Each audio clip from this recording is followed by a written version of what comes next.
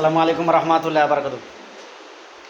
হযরত মুহাম্মদ সাল্লাল্লাহু আলাইহি ওয়াসাল্লাম বলেছেন, শহীদের রক্তের ফোঁটা অপেক্ষা উৎকৃষ্ট শিক্ষিত ব্যক্তির কলমের কালি।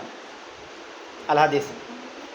তিনি হযরত মুহাম্মদ সাল্লাল্লাহু আলাইহি ওয়াসাল্লাম আরও বলেছেন, ভিক্ষুককে এক বস্তা আটা দান করা অপেক্ষা উৎকৃষ্ট নিঃসন্তানদের শিক্ষিত করা। আল হাদিস।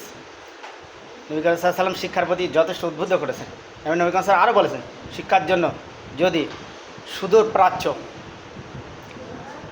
চীন দেশেও যেতে হয় তথাপিও যাবে। ব্যাখ্যা: চীন দেশ বলতে দূর দেশকে বোঝানো হয়েছে।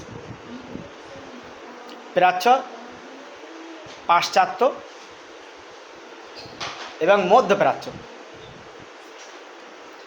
তো এখানে যতই দূর দেশ হোক, শিক্ষা অর্জনের জন্য সেখানে যাওয়ার অর্ডার দিয়েছে।